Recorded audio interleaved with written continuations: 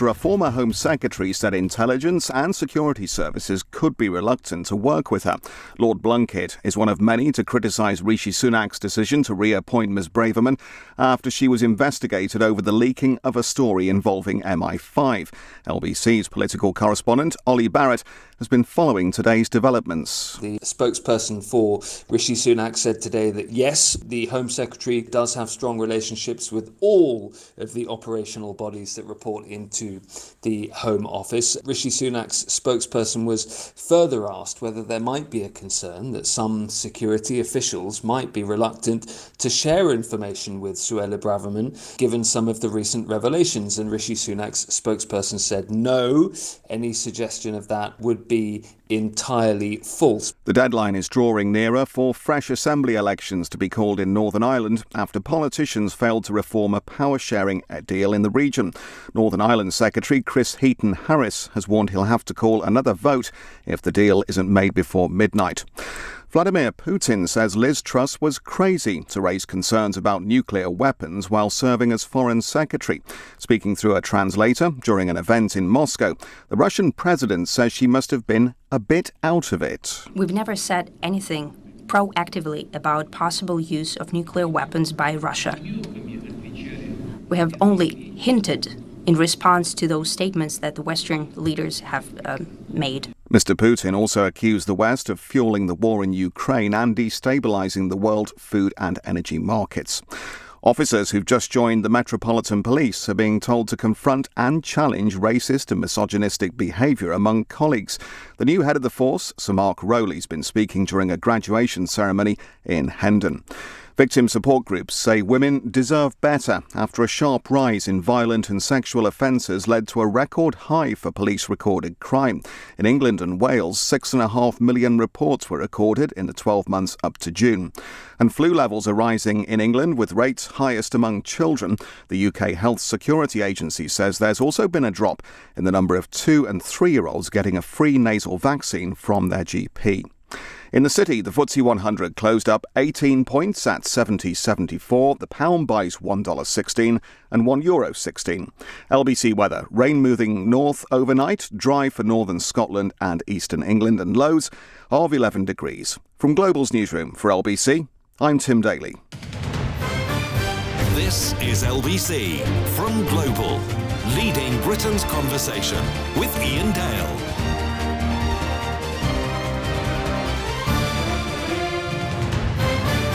Hello, a very good evening. It's 3 minutes past 8 on LBC. I'm Iain Dale, here with you until 10. Now, we're streaming this next hour on Global Player if you'd like to watch us as well as listen to us.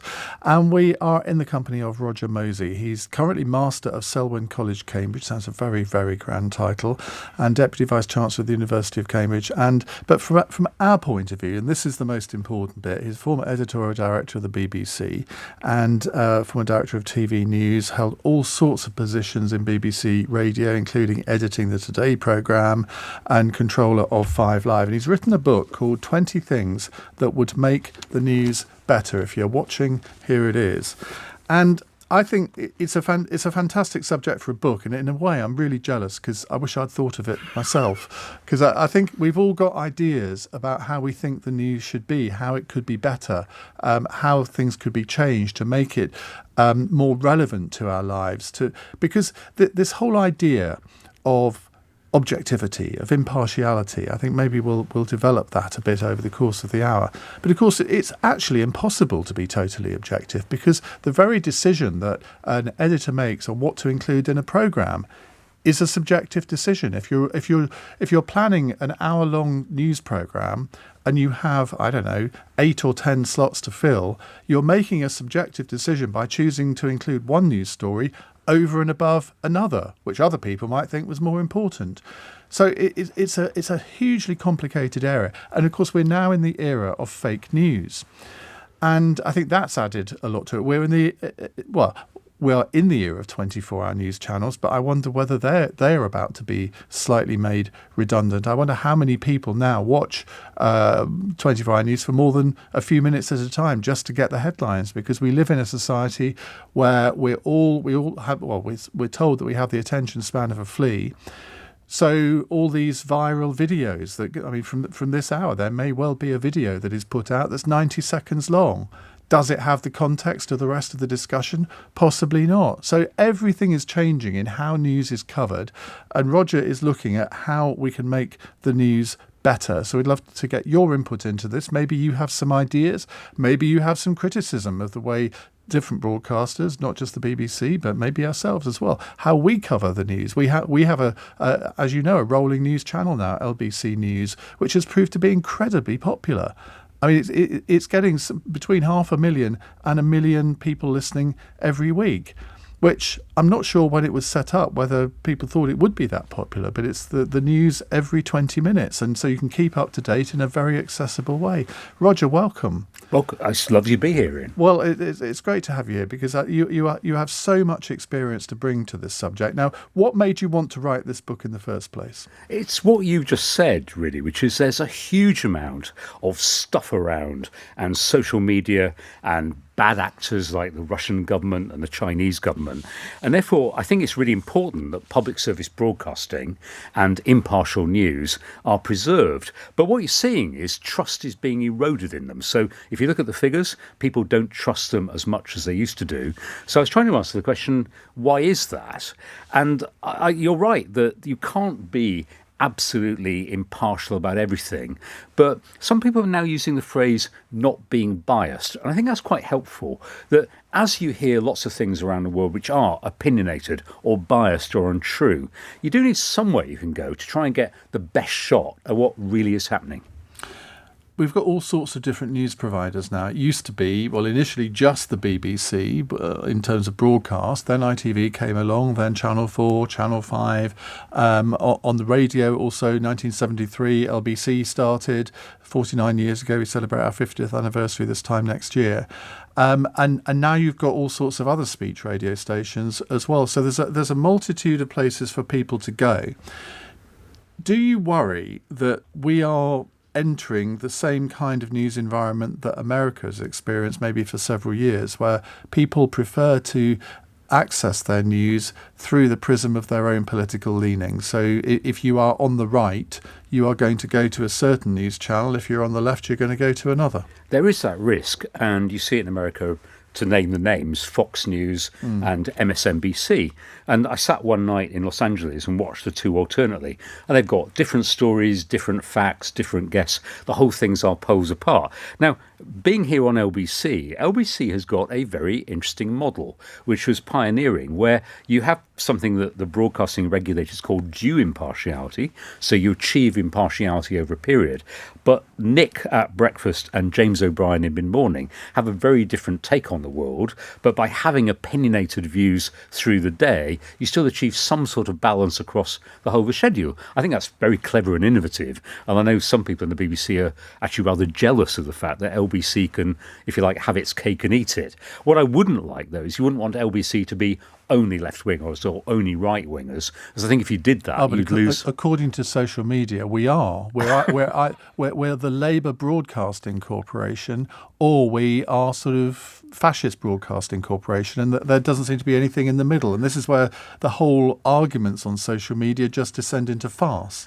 That's right. And social media, I mean, I use social media and I enjoy social media, but there's no doubt it is a bad effect on conventional journalism, partly because there are people yammering away and attacking you and destroying the foundations of what you do if you're not careful, and also because people will use very extreme language. And I find it interesting talking to the students at Selwyn that most of them now are not on Twitter, and they see Twitter as being people of my age and your age shouting at each other, and they're not altogether wrong about that. And I think Twitter in particular is a really bad influence on broadcast news, and it'd be better for a lot of people in broadcast news just to shut it down and not use it. So they don't use Facebook either, do they? Because that's apparently an old Facebook is now for thing. grandparents, So they don't use Facebook or Twitter, so what do they use? Instagram is probably the one they use a fair bit. They watch TikTok, they use YouTube. But I would say the people coming in the last year or two have been using less social media. And I really applaud that, and I wish really I could give up social media. We all think we would quite like to, and then we keep being tempted back. But if this generation can break free of social media, it would be for the good of everybody, really. What do you say in the book about impartiality and objectivity? Because, of course, the BBC has a remit to be completely impartial and gets into trouble from time to time when we can all think of examples where it's got into trouble. Is it actually possible in today's news environment to be impartial? It is, and the most fascinating thing in the BBC in the last couple of years has been the Director General saying that impartiality is top of his list. And if you listen to Tim Davie carefully, he says the BBC has been a bit too metropolitan. He has edged towards saying the BBC's been a bit too liberal, and it's really important to bring the BBC back to traditional values. And I think if you just take the metropolitan bit of it, the BBC is now concentrated in one very powerful building in New Broadcasting House, where everybody who makes decisions is taking those decisions. And they can't really know what's happening if you're a nationalist in Dunfermline, or a UKIP voter in Bridlington, or a hill farmer in Brecon. How do they really know what those people think? And of course, the difference between LBC and the BBC is that you are forced to pay for the BBC. It's a compulsory tax. And part of the disaffection has been people thinking, well, they don't know what I'm thinking and they don't know what my views are. And notably, of course, not really seeing the Brexit tide coming was a major editorial miss. David Dimbleby was sitting in that very seat 2 weeks ago, and I asked him about the licence fee, and he rather surprised me by saying that he thought that he agreed with the principle of it, but he thought it needed reforming in the next 10 years, and was quite trenchant on that. Given that it's been in existence ever since, when did it start? The BBC started decades I think ago. They may have mentioned it started 100 years ago. Given that we live in an era where people are used to paying subscriptions for what they view now, rather than just a licence fee, do you think that the licence fee will still exist in 10 years' time in its current form? It may not do, and the argument has always been it's the least worst way of funding the BBC. For me, the big problem is it's not progressive. So everybody in this cost of living crisis has to pay the same amount of money. So there's an argument that says, why not fund it from general taxation? And at least that would be the rich paying more. The problem people then say is, well, the government would interfere. Well, the government does interfere quite a bit already, so I'm not sure that would be necessarily worse. Or the other possibility, you can't do subscription on mainstream radio or on Freeview, but you could do subscription on the iPlayer. So you could have most of the iPlayer available free to people for the licence fee or a smaller licence fee, and then charge a premium subscription service for box sets or the whole of the prom season. So that is possible, and I would be surprised if the BBC hasn't looked at that. It seems to me over the past 15 years, I don't want to get necessarily hooked up on the BBC because there's so much more to covering news than just the BBC, but it is our national broadcaster. And over the past 10, 15 years, news and current affairs have had their budgets slashed and had to basically sack a lot of people, not just sort of front of camera, sort of on mic people, but producers, support staff. And I'm thinking, well, if the BBC isn't going to cover politics, foreign news in the way that it did, what is it for? And I was reminded of this on Monday or Tuesday. Newsnight have got a new thing called Newsnight Global, and they did a whole programme from Taiwan, and it was the most magnificent piece of broadcasting I've seen in a long, long time. And I'm thinking, this is what we should be having more of. And obviously it's expensive to broadcast something from Taiwan, but it was just a great piece of, I felt educated. I felt I learned something about the world from it. And I see this all the time on Al Jazeera. In Al Jazeera English, they do fantastic world news coverage, which I think we're not getting from the BBC at the moment. So that's one thing. If I was writing your book, that would have been front and centre. I watched that programme too, and it was fantastic. If you look now at some of the things playing on BBC One in prime time, and I'm a journalist, so I'm biased, and I think news is important, but that programme Unbreakable with the bloke who's in everything is both terrible, it got 1-star reviews, and is also getting 800,000 viewers in peak time. So I think you could put higher quality news content into parts of the BBC One and Two schedule. I mean, the problem with that Taiwan programme is it wasn't on at 11:15 at night.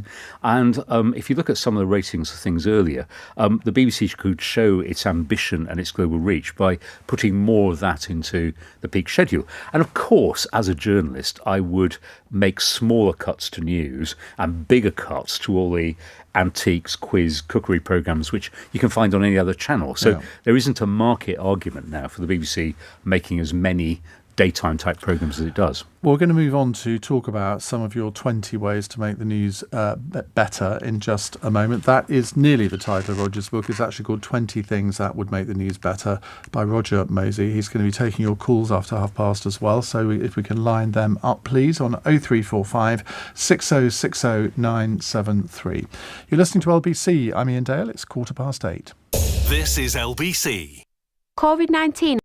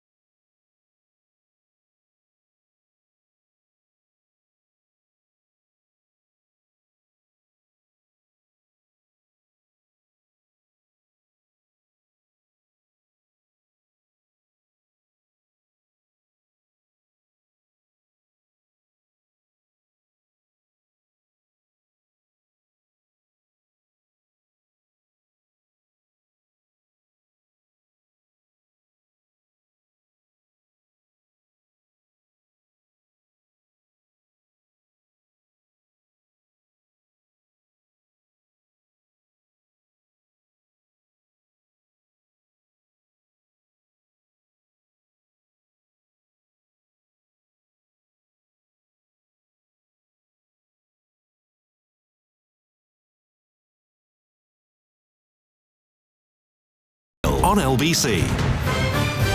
19 minutes past 8 on LBC. Talking of podcasts, there's a new edition of the For the Many podcast with me and Jackie Smith about to hit your phones, so you'll be able to download it at some point during the course of the evening. Roger Mosey is with us, Master of Selwyn College, Cambridge, former TV and radio executive with the BBC. We're going to come to your calls, text, tweets at about past, maybe a little bit before. But before that, I want to look at one or two of the subject areas in Roger's book. It's called 20 Things That Would Make the News Better. And it's divided into, surprisingly, 20 chapters. Now, one of them, chapter 15, is called Invest in Interviewing. And this is an obsession of mine because I think that the general public have been let down for far too long by the way that interviews are conducted on news programmes. Do you agree? I do agree. And I think there are two things going on. One is that there's a bit of a kind of boy racer catch 'em out attitude on the part of interviewers. So actually the kind of interviews that you've done and other people do, which are longer and may seem in one respect a bit gentler, can be a lot more revealing. Famously your Theresa May interview about which way she'd have voted in a Brexit referendum. And then the second part is politicians, it's become industrialised. They go on a circuit and they do 23 interviews in a day and they say the same thing in every one. And they lose that ability to be spontaneous or think an interesting thought. Also going on, of course, is that, and I'm very careful not to believe that everything was perfect 30, 40 years ago, but there used to be big set-piece interviews in prime time on television. So Mrs Thatcher would be interviewed by David Dimbleby in the peak BBC One schedule. ITV would have Weekend World with Brian Walden, long interviews. And of course Boris Johnson evaded pretty much all scrutiny and famously didn't do the Andrew Neil interviews in the 2019 general election. And I think there's a real loss for democracy that you don't have that kind of accountability. And what now people say is, well, we all knew that Boris was like he was. Well, if you were watching TV, you didn't really, because you didn't really have that in-depth scrutiny of his policies. And ditto Liz Truss. I mean, can you remember an hour-long interview with Liz Truss anywhere? I mean, you might not have wanted one, but it would have been revealing. I don't think you would remember it if it had happened. But maybe if it had happened, then you wouldn't have had the prime ministership that you had. So I think there's an accountability. And for people interested in politics, seeing a politician being interviewed at length, probingly but fairly, is a right thing to do. And I think that's right, particularly with cabinet ministers who are not always household names. OK, that you'd like to think the Chancellor, Foreign Secretary, Home Secretary would be. But often you can learn so much about people in these interviews because after 5 minutes, they've run out of sound bites. And so you have and I like to think that interviews in part should be conversations. And if you have a conversation with somebody, you probably learn something interesting about them if you allow them to speak rather than trying to interrupt every few seconds. Yeah, and what you've also got is a Westminster game of gotcha and a Westminster obsession with process. So I don't think most people in the country care about who's up or who's down. What they care about is there a good education system? Is there a good healthcare system? And one of the things I say in the book is that think about the amount of time during the pandemic we spent thinking, should Gavin Williamson be sacked or not as Education Secretary? And how much time we should have spent debating, is it safe to reopen schools? And the damage now done to a generation of children because we didn't have that debate properly contrasts with Westminster political correspondents doing the, is Gavin going to go or not, and how much is the algorithm his fault, which I don't think really plays that much in Southport. Another chapter, Cover What Matters. Now, you'd like to think that any news channel worth its salt would be covering what matters, but who decides what matters? Well, if you have strong editors, they will sometimes take a chance on, Taiwan that you mentioned is a very good example. That could be the next global flashpoint. And there was at times in the BBC something called the significance test. Is it significant and should we cover it? And I don't think that means at all that you can't also do some showbiz stories or sports stories or other things. But you want to make sure that you've covered the big things that are going to change people's world. But the problem is, if you are doing television rather than radio, if you haven't got the pictures, what are you going to do? It's like the Iran protests, which I think haven't been covered well on UK media more generally. We've tried to do our bit. In fact, the next hour we're going to be covering those protests again. But if you haven't got the pictures and you can't verify the pictures, even if you have them, and you're the BBC, it's quite difficult to do much with that, isn't it? It's true, and I wouldn't say this is entirely the BBC's fault, but if you are claiming you are the world's greatest news organisation, what track record did the BBC have of telling us about what was building up in Ukraine? Not this year, where it was all extremely good, the coverage was excellent this year, but the underplaying of defence correspondence, the lack of coverage of day-to-day what was going on in Russia and Putin. So all the clues were there with everything that happened in 2008 and 2014, but you need that sustained investment in foreign reporting. And some editors some days who are going to say what's happening with Putin is more important than this row in Westminster about who's on a select committee or not. Do you also think that there's an imbalance in international coverage, not just on the BBC but elsewhere too, where we are obsessed with the United States of America? And I can remember when I first joined LBC, there was some minor plane crash in Florida. It was a light aircraft to kill 2 people. And that was considered a really big news story. I was thinking, what on earth is going on here? This wouldn't happen if it was in Bangladesh or something. And it's like we don't cover floods in Bangladesh, but if there's a flood in Nevada, well, actually it's unlikely in Nevada, isn't it? But in New Orleans, it's top of the news agenda. Doesn't that need to change? Yeah, I should say that I was thoroughly imperfect in all sorts of ways as a journalist and as a manager. Well, one of the things I failed to do was stop the obsession with especially the American primary process, where every year people go to the Iowa caucuses and the New Hampshire primary. And of course, we now know the Iowa caucus doesn't matter and New Hampshire barely really has a direct effect. And where you're right, the serious issue is that sometimes a hurricane would go across the Caribbean and people would be dying and dead in Caribbean countries. Only when it hit Florida would we be going to the live reporters standing out in the wind looking, with the rain coming down on them. So that is quite a serious thing because people in this country have relatives and friends in the Caribbean as they do in Florida, and only having the pictures when they hit America is a pretty bad outcome, really. Another chapter, Vanquish Vox Pops. Hallelujah. What...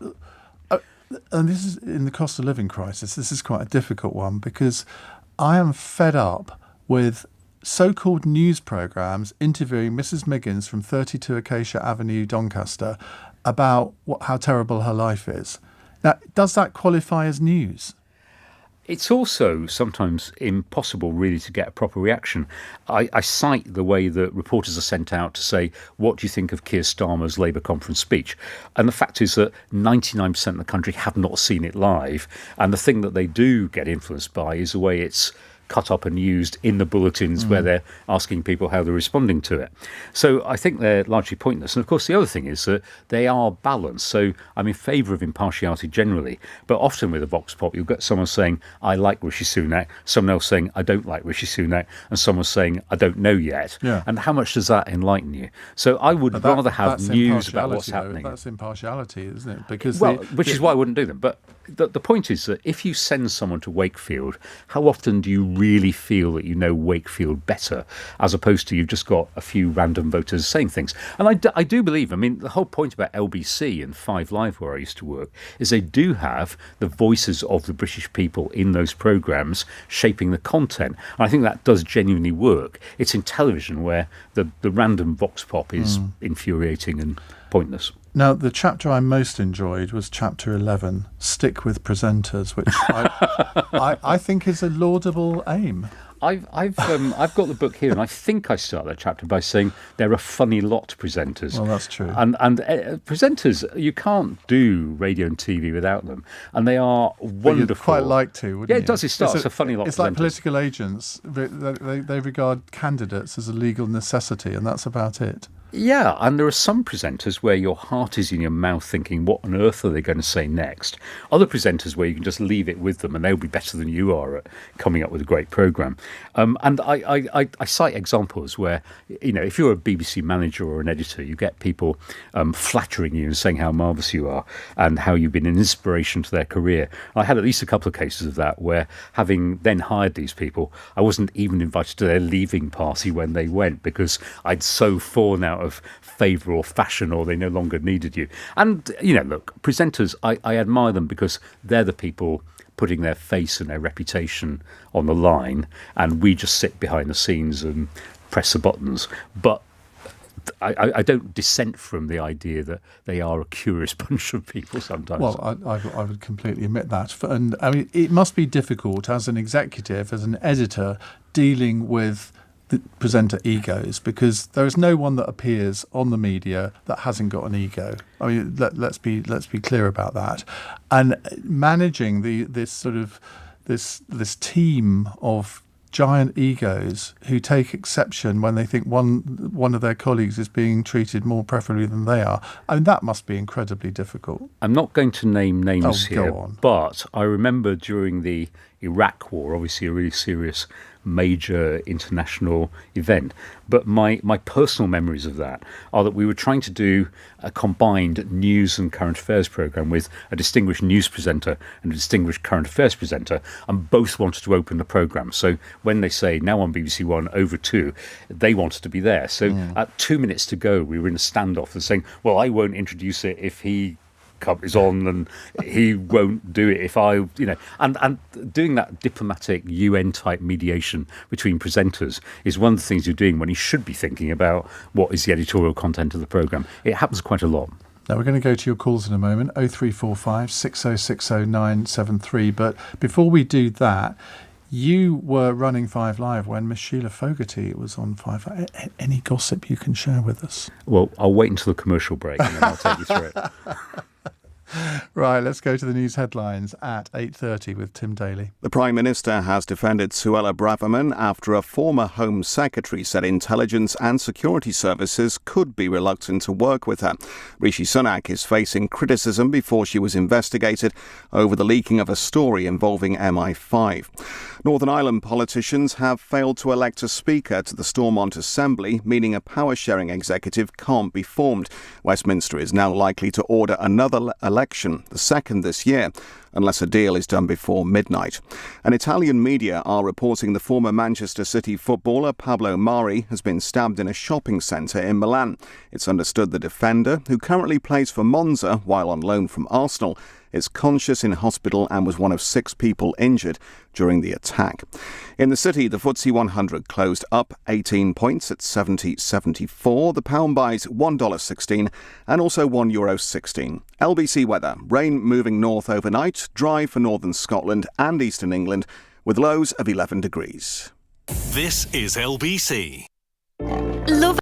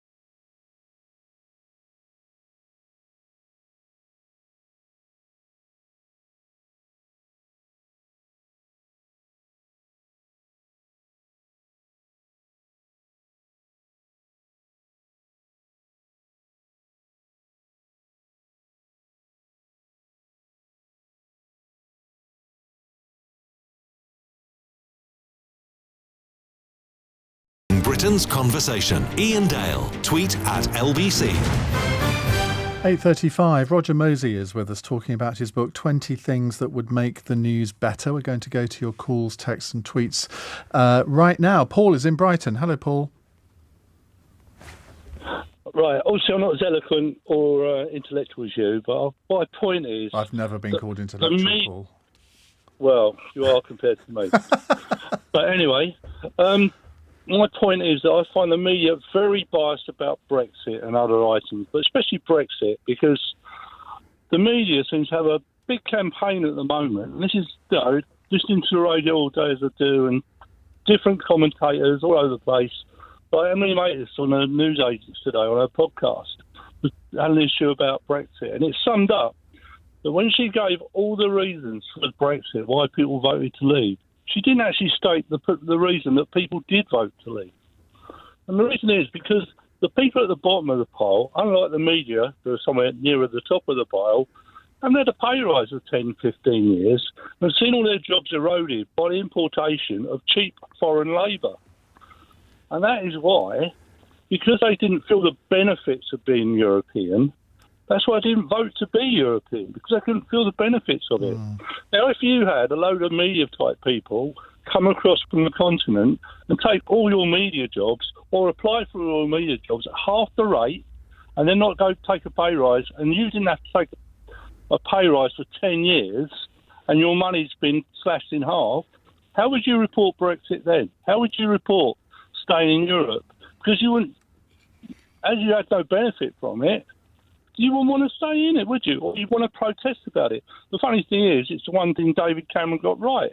He went to Europe and said, look, unless you stop the freedom of movement, the people are going to vote to leave. And surprise, surprise, they did. Well, it's interesting because Roger picked up on that earlier. Now, you say you're not eloquent, Paul. I think that's probably one of the most eloquent arguments I've heard put for that side of the debate. But he's got a good point there, hasn't he, Roger? In that you said earlier that the BBC didn't see Brexit coming, and that was part of the reason. I think most of the media didn't see Brexit coming. And I agree with Paul. I think that people didn't see what was happening on the ground. And equally, I say in the book that if you talk to people who were working at the time at Radio Lincolnshire, and they had a large number of immigrants coming into Boston and other places in Lincolnshire, and the tide against the EU was phenomenally strong. And the people in Lincolnshire could hear it and see it and know about it, and yet it wasn't really listened to by the editors in London. And there's a quote in the book from Robert Peston, who is obviously brilliant, and Peston says he didn't know anybody in his circle of friends who was going to vote for Brexit. Now, if he'd lived in Wisbech or Boston or maybe Brighton, probably not Brighton, but you would have seen that tide coming and realised why people were voting against the EU. And I equally think there's now a really lazy cliche that if the TV companies and radio companies want to get Brexit voters, they go and find angry people in a chip shop in Bridlington. And of course, Sevenoaks voted 54% to leave, and lots of people in Waitrose and Sevenoaks were Leave voters. And somehow there's this stereotyping what a Leave voter was, which doesn't help the debate. Well, the stereotyping of a Leave voter it was portrayed, I think, at the time in large parts of the media as some sort of thick, stupid racist. And I mean, there weren't 17 million thick, stupid racists voting for Brexit. And I don't think the media in general really has ever caught up with that. No, and I think there's a system problem in that it goes back to this thing about everybody being in London, and what people don't understand sometimes is the towns of England. And in the towns of England, that's where pretty much every town in England voted to leave. Now, I do think I'm not. I've said in the book I was a Remain voter because I'm part of the Metropolitan Liberal chattering classes, but I think that the missing of the tide was a very, very big problem for all the broadcasters and all the media. I think it also meant they weren't credible when they were sometimes analysing Brexit. And it was the same with Trump in America, wasn't it? That people didn't see him coming in the same way because they weren't out there in Pittsburgh. They were in New York and Los Angeles. Yeah, and if you had a broadcasting system based in Missouri, you might have better got the fact that why people were voting for Trump. But it doesn't mean that you accept. You need to understand the whole country, but you can then also give some facts. So it is true that overwhelmingly most economists said in 2016 we would be some degree worse off by leaving the EU. But if you think that sovereignty is the most important thing, or stopping immigration, or whatever it is you think, well, of course you can still vote for leave, but don't vote leave, I think, if you thought you're going to be better off. Paul in Hull says, I don't think I've ever heard Bridlington mentioned on the radio before, and then twice in 1 hour. Does your guest holiday there? It's got a lovely beach.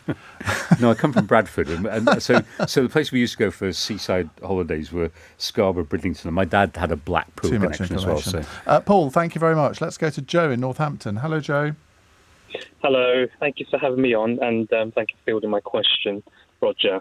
I love the BBC. I even worked there during London 2012, covering all that lovely Olympic footage. But in the interests of impartiality and in effect, journalistic integrity, do you think the BBC still has that, given that obviously the board of directors do have sort of conservative influence, let's say, and also they also have Labour influence as well.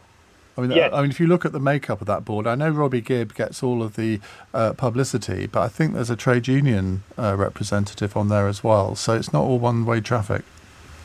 Okay, and in the interest of say funding the BBC, you said if the BBC was funded with government taxation, there'll be a bias, and obviously there might be control of the BBC via the government. But what do you think is the best way to fund the BBC with impartiality, at the helm? Well, it's a good question, Joe, and I'm pleased you were part of the 2012 team. You could say it might be Parliament that funds you were the his BBC. boss, effectively. Oh, weren't you? I'm very proud to be that. But you could say that the government would fund from taxation, but it's something that would be a vote of Parliament. So I know that's not perfect, but you might look at ways in which there is a more democratic select committee type control of a BBC licence fee. As I say, the advantage of taxation is that it would be progressive, and you wouldn't be, some people who don't pay tax wouldn't be paying for the licence fee, and I think would feel better. I think it's a good point. There are known conservatives on the BBC board, but I think there's always a disconnect between the people on the board and the editors don't pay that much attention, happily, to what the board is thinking about things. And what I would say, What's the point of it, then? Well, the point of it is that the board runs the BBC in a macro sense, and then the editors are allowed to get on with the programmes. And certainly I used to find, as an editor, that almost nobody interfered with what we were trying to do. But I think what Tim Davie is rightly doing is saying impartiality was going a bit awry in the 2010s, and it's time to focus on that. And a bit of old-time religion about what the BBC's for is not a bad thing. Joe, do you want to come back? No, I mean, I'm happy that question's been answered. Thank you so much. Excellent, thank you. Let's go to James in Ayrshire. Hello, James. Hello, Ian. Really interesting interview you have tonight. Question of balance in the BBC. Is it always good? Just two very quick examples. The BBC were still giving equal time to climate change deniers and climate change scientists long after the science was absolutely fixed. That was wrong. The second issue is a much more minor issue that your interviewee might comment on. I've recently noticed that Question Time, one of the flagship programmes, has started to actually comment on the type of audience they have in respect of how the constituency voted. I've noted that Fiona has said that, so today we're in Manchester, which is a Labour voting area, so we have some more Labour voters in, or if it's maybe in Surrey or somewhere, this area voted Conservative. And I'm not sure if that's a very good idea, to be honest with you. I mean, I would expect the audience just to be balanced. So there are two separate issues, very different issues about balance. And I wondered if your interview could comment on that. James, how do you balance it? Because do you do it by the national general election result? I mean, I don't think you balance it at all. I just think you try and have equal numbers of people with different political persuasions. That's ridiculous. You can't.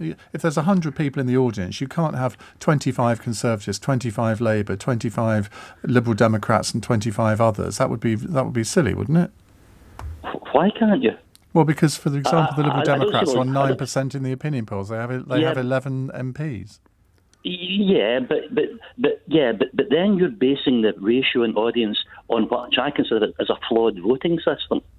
You know, so just be very careful. You're going to base the audience on the number of MPs Okay, let's in bring each in, party. Not good. let's bring in Roger. Well, James, Okay. I'm not an expert in the way they do the question time audience, but maybe that's addressing something that I used to see happening a few years ago when they would come from, say, Lincoln, and the audience did not feel like it was a Lincoln audience. It looked like people had been bussed in. So I think it's probably better to say we're tonight in a conservative part of the country, so the audience will be a bit different.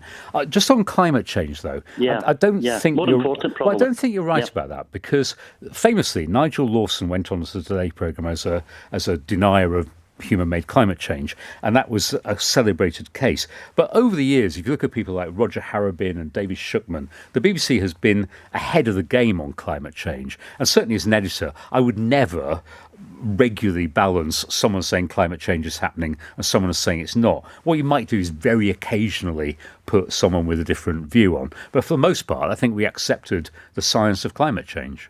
Okay, James, thank you very much indeed. We'll come to more of your calls in a moment. 0345 6060 973. If you've just tuned in, we're talking to Roger Mosey about his book, 20 Things That Would Make the News Better. Maybe you've got a few suggestions for us. It's 8:46.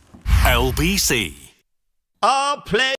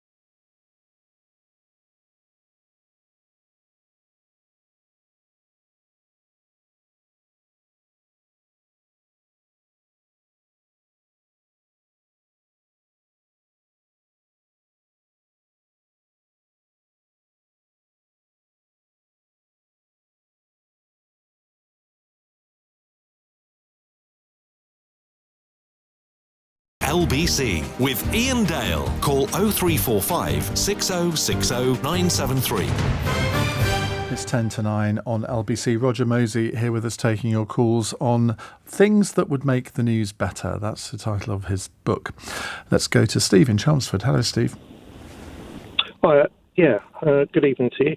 Just one thing with regard to Donald Trump. I saw him coming because I got him at 10 to 1 with regard to the presidency the first time round. No one likes a smart ass, Steve. I just wonder, do you think that media has too much influence in politics in our country nowadays? I just think back to Partygate and the way that the media acted as if with like a dog with a bone, and how things subsequently panned out as a result. I think it's a really important point, Steve, and Partygate is an enormous story, but it was probably overcovered sometimes against some of the other things happening in the world. So take the cost of living crisis, take Ukraine, and the amount of time we spent discussing where a birthday cake may or may not have been, it was important because it did hold the Prime Minister's fate, not the birthday cake, held it in its hands, but there were other things happening in the world that should have been covered more fully. And I think there is a too much of a Westminster bubble political and media stuff that just works itself up a bit like a washing machine in a spin cycle, when really what you want sometimes is some other stories that are going to change the agenda and tell you what's really going to matter. But I can remember saying more or less what you've just said live on air, and honestly, the heavens opened on me. I was the world's worst person because I was trying to sort of take attention away from Boris Johnson, which I wasn't at all, but sometimes you do think that the media there's a herd mentality, isn't there? It's the first one to break from the herd often is castigated for doing so. Yes, and that's why you should sometimes ignore social media, because you've got to think about the general audience and what does the general audience need to know. And if you sometimes have a major story developing in Taiwan or Ukraine, or you're worried about inflation in the UK, you have to say, actually, you know what, we did the birthday cake last night, let's do it again in a week's time, but otherwise we're going to move on. And that doesn't mean you're pro-Boris Johnson. You may actually be more damaging to Boris Johnson to talk about how he's let inflation rip. Right, 3 quick-fire questions on text from Mark in Portsmouth. Should Rishi Sunak's new government scrap the idea of privatising Channel 4? Yes. Manon in Swansea. How should the BBC be covering the LGBT issues surrounding the World Cup in Qatar? Well, I would say that they must cover them. They are very important. They should be a big part of news coverage. I'm a little bit reluctant about how much it goes into the sport coverage. And I don't know. I need to look back on this. My guess is that there wasn't very much in the BBC World Cup coverage from Russia about Putin. And that was, I mean, you can argue that probably was more of a global story there. So, sure, we should make our disapproval clear. It should be in the news coverage, but I probably wouldn't have it at half-time in England versus Wales. And someone says, why are BBC breakfast presenters so rude and aggressive? This was never the case a few years ago. Well, I'm a huge devotee of the wonderful late Bill Turnbull, and Bill was a personal friend and a great presenter. People in broadcasting. Do you know, I don't watch breakfast television. I used to do when I had to watch it as part of my job. I listen to the radio at breakfast. Apart from on a Friday, obviously, when I'm on it. Yeah, of course, Ian. Yeah. I always make a date. Right, let's go. Let's go to Stan in Caterham. Hello, Stan. Stan, are you there? Sorry. Hi, Ian. Hi. Hi, Roger. You are live on the radio, Stan. Yes, thank you. I have a question to Roger, and I guess that's in line with the previous caller. Do you have any examples of broadcasters or news outlets that actually provide good coverage, unbiased coverage, rather than trying to form an opinion?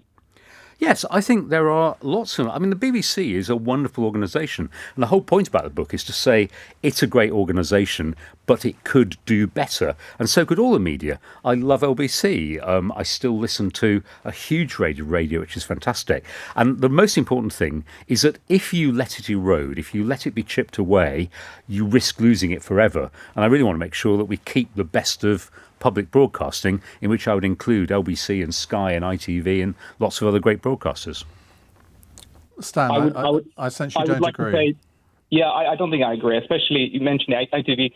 Every interview starts with loaded questions, It's blatant opinion forming, and an example that the previous caller used about the Partygate. It's just a great example that BBC is very low bar right now. Yeah, I'm not saying, and again, the whole point of the 20 things is how to make it better. And there are some pretty tough criticisms of all the broadcasters for following a herd instinct, sometimes concentrating on trivial, making politics worse. And I think the media does make politics worse. So I agree it could be better. All I'm saying is don't throw out the baby with the bathwater. And if you do get rid of publicly funded broadcasting and impartial broadcasting, you're left with something far worse. Stan, thank you very much. A tweet from ZZ Top, no less. Can you ask Mr. Mosey if he ever thought that we would ever have to combat fake news and have disinformation correspondents like the excellent Mariana Spring to shine a light on disinformation and the harm it can do? Yeah, I mean, there's always been fake news of various kinds. I mean, people have always been combating. If you go back to, the 18th century and before, there's always been untrue stories. The trouble now is that the level of fakeness, the level of deep fake and using people in broadcasts that have been doctored is far more dangerous now, and social media can amplify it, and a story which sounds good but is untrue can be round the world before you can have a go at it. But you can't give up the battle. You've got to fight. Charlie is in Culross. Hello, Charlie. Hi there, Ian. Hi. Yes, I'd just like to refer back to the SNP conference. How should LBC report that? Because that night that Nicola Sturgeon spoke, I think you said that you couldn't get anybody for the SNP, but you just so happened to have the Scottish Labour leader on the phone, which I thought was quite convenient. Well, we didn't just happen to have him on the phone, we invited him on. Well, why would you do that, though? Because the weeks before you had Labour conference, which was Labour people, Tory conference, Tory people. So why would you invite? And I remember the conversations I had with my producers that day, who were trying desperately to get somebody from the SNP to come on, and the SNP wouldn't provide, or either wouldn't or couldn't provide anyone to come on. You can't get blood out of a stone, Charlie. If somebody doesn't want to come on or won't come on, you can't force them to. I know, but when I phoned up the LBC that day, and I know I'm not an SNP MP, but I'm an SNP supporter, and you could have phoned me. I'll hand that one over to Roger. What would you have done in those circumstances, Roger? Because we genuinely tried our best to get someone from the SNP on, and generally they're very cooperative. Let me take a broader perspective here, which is that I think that the Metropolitan London media do not understand SNP supporters and nationalist support in Scotland. They could be better. However, I think there are also some very tough factual questions about the currency, about borders, about a whole set of issues about independence, which also need to be examined thoroughly. So two things are true. Understand nationalist voters better, but give a tough time to SNP politicians because they've got questions they haven't yet answered. Charlie, I suspect that doesn't satisfy your point, but look, I having spent 10 days in Edinburgh at the Fringe in August, that made me realise how, I won't say little I knew about Scottish politics and the independence debate, but it made me want to redouble my efforts to cover it properly. And I can assure you, whenever this referendum comes, and as it surely will at some point, I will do my best to give it, to give you the coverage that you want. And it's not going to be biased one way or another. Somebody's saying it's not Culross, it's Couros. So, see, I lose either way, don't I? Roger, it's been great to have you with us. Thank you so much indeed. His book is called 20 Things That Would Make the News Better. It's published by Bite Back. And just for the avoidance of doubt, I no longer have an interest in Bite Back, so I've got no conflict of interest in this whatsoever. And you can also hear Roger on my All Talk podcast in a couple of weeks. We recorded that this afternoon. We are going to cover the Iranian protests because they've really sparked up again over the past few days. So, and I think, as I said a few minutes ago, it's one of those world issues that I just don't think the media is covering itself in glory over, partly because it's so difficult to get pictures, but we're getting lots and lots of reports of more protests all over Iran. So I want to get your reaction to those. If you are from Iran originally, if you live in the UK or indeed